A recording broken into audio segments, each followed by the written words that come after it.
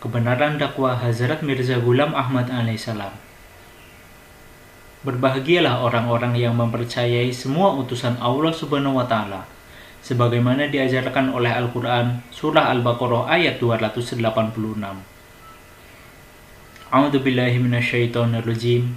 Kullun amana billahi wa malaikatihi wa kutubihi wa rusulihi wa la nufarriqu baina ahadim mir rusuli. Artinya, semuanya beriman kepada Allah, malaikatnya, kitabnya, dan rasul-rasulnya. Mereka mengatakan, kami tidak membeda-bedakan antara seorang pun dengan yang lain dari rasul-rasulnya. Pada zaman ini, Allah Subhanahu wa Ta'ala telah membangkitkan seorang utusan dan rasul untuk kemajuan ruhani umat manusia di seluruh dunia, yaitu Hazrat Mirza Ghulam Ahmad alaihissalam 1835 hingga 1908 sebagai Imam Mahdi dan Masih Maud. Banyak orang yang sudah beriman kepada beliau, tetapi sebagian besar umat manusia dewasa ini masih belum dapat mempercayai kebenaran beliau sebagai Imam Mahdi dan Masih Maud alaihissalam. Mungkin mereka itu masih ragu-ragu untuk menerima kebenaran beliau. Oleh karena itu, saya akan berusaha memberikan keterangan dan bukti-bukti tentang kebenaran beliau itu. Semoga semua orang dan khususnya kaum muslimin mendapat taufik dari Allah Subhanahu wa Ta'ala untuk beriman kepada beliau. Amin. Dalil pertama. Allah Subhanahu wa Ta'ala berfirman dalam Al-Quran Surah Yunus ayat 17. A'udzubillahi minasyaitonirrajim. Faqad labithtu fikum umuran min qabli afala ta'qilun. Artinya, sesungguhnya aku telah tinggal bersamamu beberapa lama sebelumnya. Apakah kamu tidak memikirkannya?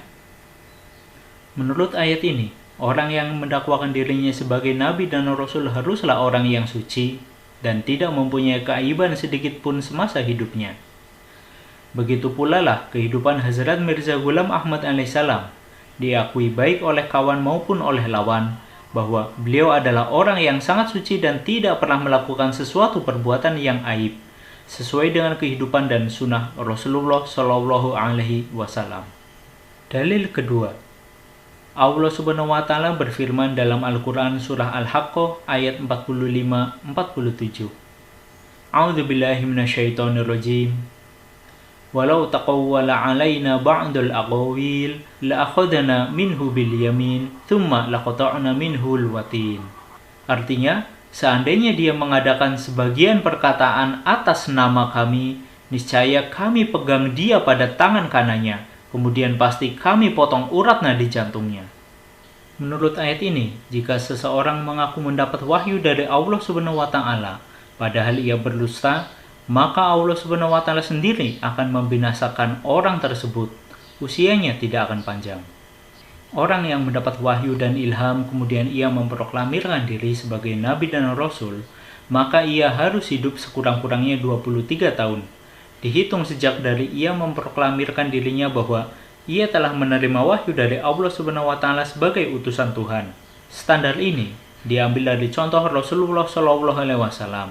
Beliau Shallallahu Alaihi Wasallam menerima wahyu pada usia 40 tahun dan setelah itu beliau masih bertahan hidup walau dalam berbagai macam ancaman maut selama 23 tahun.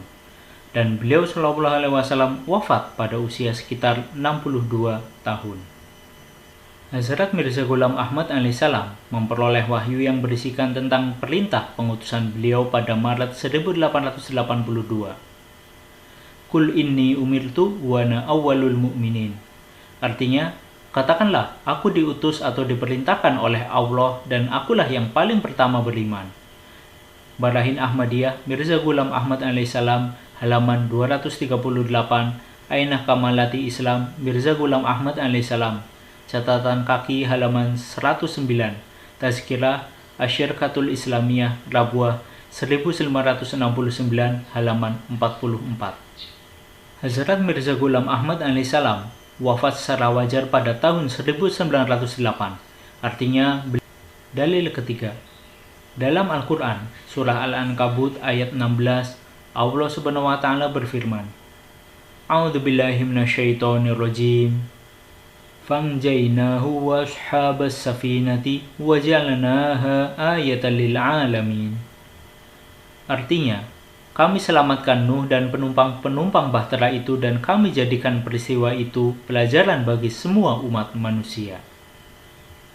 Pada masa hidupnya, Hazrat Mirza Ghulam Ahmad alaihissalam, yakni pada tahun 1901, negeri India dilanda musibah berupa wabah penyakit taun atau pes. Begitu hebatnya wabah tersebut sehingga tak terhitung banyaknya jumlah korban orang yang meninggal dunia akibat wabah penyakit tersebut. Dalam situasi tersebut, Hazrat Mirza Ghulam Ahmad alaihissalam menerima wahyu dari Allah Subhanahu wa taala. Inni uhafidhu kullaman fiddar. Sesungguhnya aku akan selamatkan semua orang yang ada di dalam rumahmu. Al-Hakam, Jilid 6, tanggal 30 April 1902, halaman 7, Tazkirah Asyirkatul Islamiyah, Rabuah, 1969, halaman 425.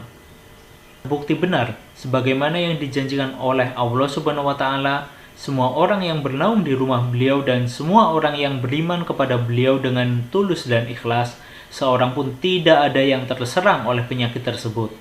Ini menjadi satu bukti lagi. Dalil keempat. Allah Subhanahu wa taala berfirman dalam Al-Qur'an surah Al-Mujadalah ayat 22. A'udzu billahi minasyaitonir rajim. Kataballahu la'aglibanna ana wa rusuli. Artinya, Allah telah menetapkan, aku dan Rasul-Rasulku pasti akan menang. Hazrat Mirza Ghulam Ahmad alaihissalam mendapat wahyu dalam bahasa Urdu, yakni मैं तेरी tabligh ko zamin ke kinarong tak pहुंचाऊंगा. Aku akan sampaikan tabligmu hingga ke pelosok-pelosok dunia. Al-Hakam, Jilid 2, nomor 24-25, tanggal 20-27 Agustus 1898, halaman 14, Al-Hakam, Jilid 2, nomor 5 hingga 6, tanggal 27 Maret 1898, halaman 13, Tazkirah Asyirkatul Islamiyah, Rabuah, 1969, halaman 313. Kebenaran wahyu ini sekarang telah terbukti dengan nyata dan menakjubkan. Meskipun dakwah beliau dimulai dari sebuah desa terpencil di pelosok India bernama Kadian, akan tetapi sekarang semua orang telah tahu bahwa murid-murid atau pengikut-pengikut beliau alaihissalam telah tersebar di seluruh pelosok dunia. Pusat-pusat misi dakwah beliau sudah berdiri hampir di semua negara di seluruh dunia. Dalil kelima. Allah Subhanahu wa taala berfirman dalam Al-Qur'an surat Al-Jin ayat 27-28. A'udzu billahi minasyaitonir rajim. Alimul ghaibi fala yudhiru ala ghaibihi ahadan illa man irtada mir rasul. Artinya, Allah yang Maha mengetahui yang gaib dan dia tidak mengatakan kepada seorang pun tentang yang gaib itu, kecuali kepada Rasul yang diridhoinya. Pada tahun 1891, Hazrat Mirza Ghulam Ahmad alaihissalam menerima wahyu dari Allah Ta'ala dalam bahasa Urdu yang bunyinya sebagai berikut. Dunia me ek nazir aya, par dunia ne use kabul nah kiya, lekin khuda use kabul karega, और बड़े जोर और हमलों से उसकी सच्चाई zahir kardega. Artinya, seorang pemberi ingat telah datang ke dunia. Dunia tidak menerimanya, tetapi Tuhan akan menzahirkan kebenarannya dengan serangan-serangan yang kuat dan hebat. Ijalah Auham, Mirza Ghulam Ahmad alaihissalam, halaman 232-235, Tazkirah Asyirkatul Islamiyah, Rabuah, 1969, halaman 184. Wahyu ini mengatakan bahwa jemaat beliau pada akhirnya akan dimenangkan melalui pertolongan-pertolongan Allah Subhanahu wa taala dan musuh-musuh beliau akan dibinasakan oleh doa-doa beliau kepada Allah yang Maha Kuasa.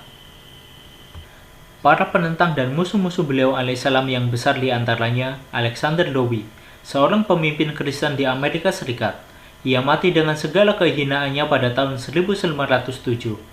Kemudian yang lainnya bernama Abdullah Atam, seorang pendeta Kristen di India. Ia mati dengan penuh keaiban pada tahun 1896. Yang lainnya bernama Lekram, seorang pemimpin Hindu Arya. Ia mati terbunuh secara misterius dan mengerikan pada tahun 1897, dan masih banyak lagi yang lainnya. Kebinasan mereka itu semua adalah sesuai dengan yang telah dikabar gaibkan sebelumnya kepada beliau alaihissalam oleh Allah Subhanahu wa Ta'ala, yang disaksikan oleh pihak-pihak yang lainnya. Dalil ke-6. Dalam Al-Quran Surah Jumat ayat 4, Allah Subhanahu wa Ta'ala berfirman, A'udzubillahi minasyaitonirrajim, wa akharina minhum lamma yalhaqu bihim wa huwal azizul hakim. Artinya, dan juga kepada kaum yang lain dari mereka yang belum berhubungan dengan mereka, dan dialah yang maha berkuasa lagi maha bijaksana. Tafsir ayat ini terdapat dalam kitab hadis Bukhari jilid 3 halaman 135. Allahumma sholli ala Muhammad wa ala ali Muhammad kama sholaita ala Ibrahim wa ala ali Ibrahim wa barik wa salim innaka Hamidum Majid. An Abi Hurairah radhiyallahu anhu qala kunna julusan indan Nabi sallallahu alaihi wasallam unzilat alaihi suratul Jumu'ati wa akhirina minhum qila man hum ya Rasulullah falam yuraji'hu hatta sa'ala thalathan wa fina Salmanul Farisiyu wa wada'a Rasulullah sallallahu alaihi wasallam yadahu ala Salmana thumma qala law kana al-imanu 'inda thuraya lana lahu rijalun aw rajulun min haula'i. Artinya, Hazrat Abu Hurairah radhiyallahu anhu menerangkan, kami sedang duduk-duduk dekat Nabi sallallahu alaihi wasallam. Ketika surah Jum'ah diturunkan kepada beliau sallallahu alaihi wasallam, sahabat-sahabat bertanya, siapakah yang dimaksud dalam ayat itu? Beliau tidak menjawab hingga sahabat-sahabat itu bertanya sampai 3 kali. Di antara kami terdapat seorang yang bernama Salman dari Farsi atau Iran. Kemudian Rasulullah sallallahu alaihi wasallam meletakkan tangannya di atas pundak Salman seraya bersabda, jika iman telah terbang ke bintang Suraya, beberapa orang laki-laki atau seorang laki-laki dari antara orang ini dari asal Persia akan mengambilnya kembali. Hadis riwayat Bukhari dalam Sahihnya dalam tafsir Ibnu Katsir jilid 4 halaman 362 terbitan Sulaiman Mar'i Singapura.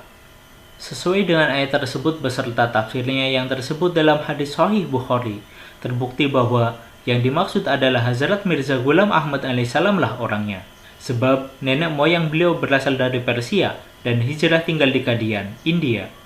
Dan beliau pula lah yang mendakwakan dirinya sebagai Masih Maud dan Imam Mahdi yang membawa kembali iman dari bintang Suraya. Dalil ke-7. Allah Subhanahu wa Ta'ala berfirman dalam Al-Quran Surah As-Saff ayat 7.